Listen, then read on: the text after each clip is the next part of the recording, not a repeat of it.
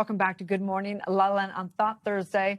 It's all about inspiration and positivity around here. So no one better than an activist, optimist, positive author himself. Shola Richards is in the house. Great author. How are you, hon? Great, Dr. Aaron. Thanks for having me. So glad you're here. I'm glad to be here. So tell us a little bit about what you do and what your journey. You know, it's funny, at the top of the show when you're talking about quantum leaps, right? So my thing is around kindness, specifically in the workplace. And it kind of came from a dark place, to be honest. And 14 years ago, I was working in a work environment that can only be described as soul destroying.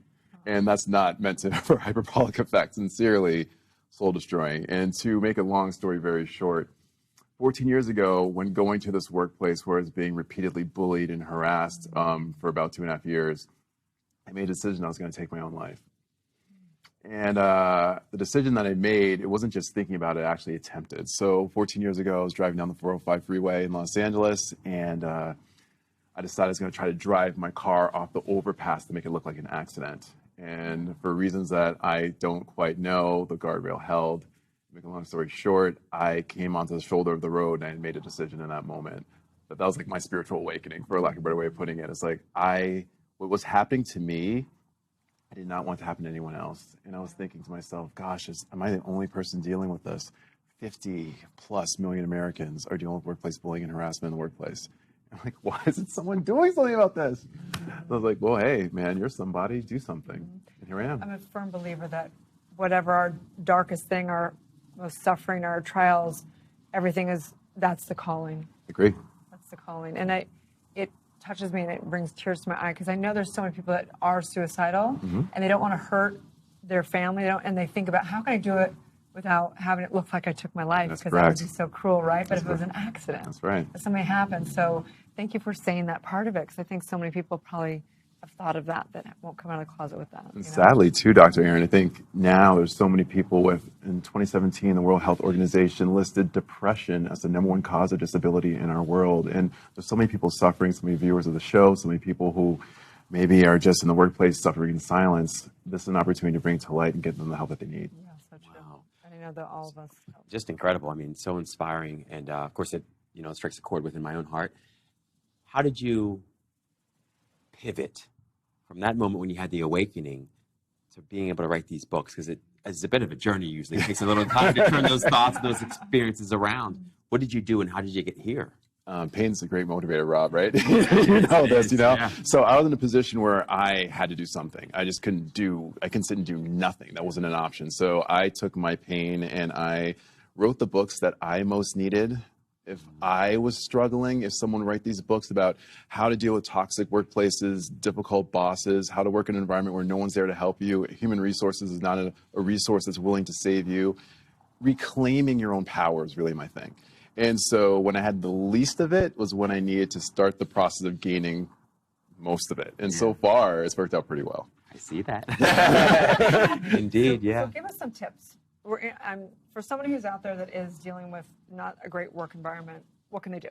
First thing first, and I cannot say this enough, is the willingness to accept that you are being targeted as a workplace victim or bully. I don't like to use victim really, but a target of workplace harassment or bullying. So that's a hard step because a lot of people are like, you know what, maybe I just, I'm too thin-skinned and I'm not ready to deal with it. If someone is verbally abusing you, God forbid, physically abusing you, in some cases they are doing things to make your workplace toxic in whatever way, being honest to me, like, listen, this is happening to me. That's the first thing.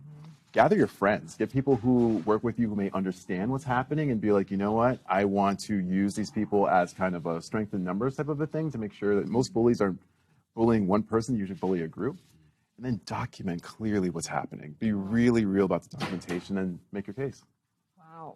And do you make that case with who? Do you make that case to the HR? Do you make that case to your manager? Who do you make that case to? The case, in some cases, the bully can be the manager, right? Yes. So in some cases, I mean, really making a real case to HR first. And the thing is, if you're getting all emotional about it, it's not really helpful. You gotta be really specific, really clear in your documentation so that they have a factual-based argument to be able to look on. And if there's a workplace bullying, like let's say rule or some policy within the workplace, if you can have your documentation line up against that to say this runs counter to this policy, you made a stronger argument than you did without it. And Shola, what can you share with us about Go Together?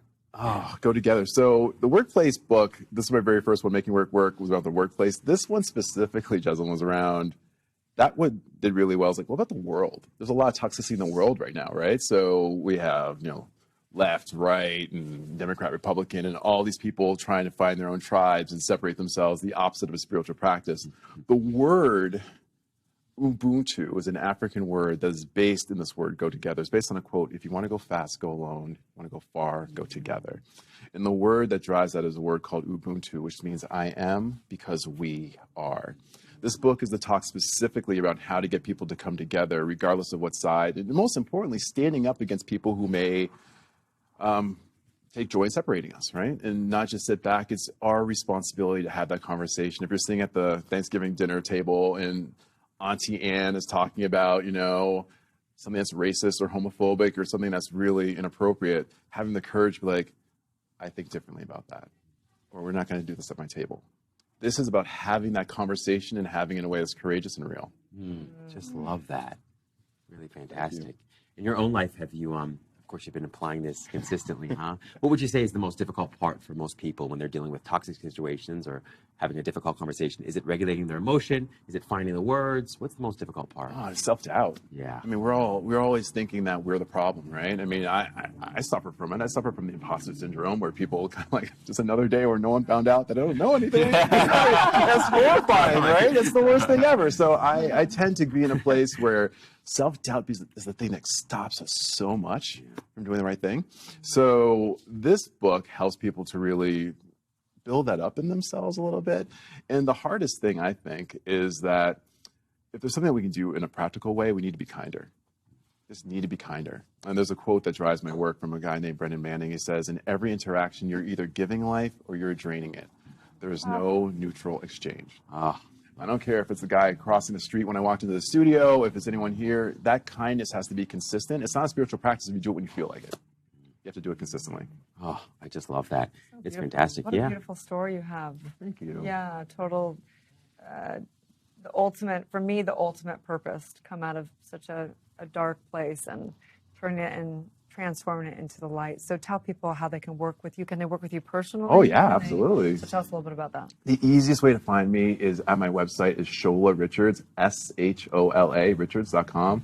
All my social handles are there. My emails are there. Easiest way to find me is just through those, through the website. And the books are there? Books are there and on Awesome. Amazon and anywhere where books are sold. That's awesome. Thanks, Thank Rob. you Very so sharp much. outfit, by the way, man. Takes one to know one right listen, there. I try. I think you are brothers from another mother. man. Thank you That's so next much. level, man. Stay tuned. Thank Back you. with more Good Morning LaLa Land.